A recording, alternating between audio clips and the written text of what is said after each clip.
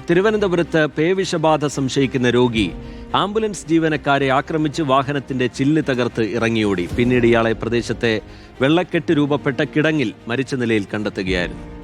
നെയ്യാറ്റിങ്കര സ്വദേശിയായ രവീന്ദ്രനാണ് മരിച്ചത്. രവീന്ദ്രന് പേവിഷബാധ ഏറ്റിട്ടുണ്ടെന്നാണ് ആരോഗ്യ വിഭാഗത്തിന്റെ പ്രാഥമിക സംശയം. സുനിഷ അയലൂരിന്റെ വിശദാംശങ്ങൾ നൽകാൻ. സുനിഷ, ഇതിന്റെ ദൃശ്യങ്ങളും പുറത്തു വന്നിരുന്നു. അയാൾ അതിൽ നിന്ന് ആംബുലൻസിൽ നിന്ന് ഇറങ്ങി ഓടുന്ന അടക്കമുള്ള ദൃശ്യങ്ങളും പുറത്തു വന്നിരുന്നു. എന്താണ് സംഭവിച്ചതെന്നാണ് മനസ്സിലാക്കുന്നത്?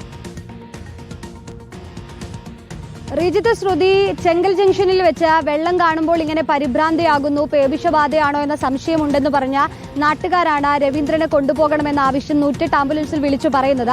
അങ്ങനെ നെയ്യാറ്റിൻകരയിലെ 108 ആംബുലൻസ് എത്തുകയും ഇയാളെ ഏറെ പണിപ്പെട്ടുകൊണ്ട് ഈ ആംബുലൻസിൽ കയറ്റി പോവുകയുമായിരുന്നു. അതിനിടയിലാണ് രവീന്ദ്രൻ അക്രമാസക്തനാകുന്നത് എന്നുള്ളതാണ് മനസ്സിലാക്കുന്നത്. ആംബുലൻസിൽ ഉണ്ടായിരുന്ന ജീവനക്കാരെ എല്ലാം ആക്രമിക്കുന്ന ഒരു സ്ഥിതിയായിരുന്നു ഉണ്ടായിരുന്നത്. ഒപ്പം തന്നെ ആംബുലൻസിന്റെ ചില്ല് തകർത്തുകൊണ്ട് പുറത്തേക്ക് ഇറങ്ങി ഓടുകയും ചെയ്തിരുന്നു. പിന്നാലെ നാട്ടുകാരും ഇവരുടെ വീട്ടുകാരും എല്ലാം ചേർന്ന് ഇദ്ദേഹത്തെ തിരയുകയും ചെയ്തു. പക്ഷേ ഒരിടത്തും അദ്ദേഹത്തെ കാണാൻ കഴിഞ്ഞിരുന്നില്ല. പിന്നാലെയാണ് ഈഞ്ചകൽ ബൈപ്പാസിനടുത്ത് പണി നടക്കുന്ന ഒരു വെള്ളക്കെട്ട് നിറഞ്ഞ കിടങ്ങിൽ അദ്ദേഹത്തെ മരിച്ച നിലയിൽ ഇന്ന് കാണുകയും ചെയ്തിട്ടുള്ളത്.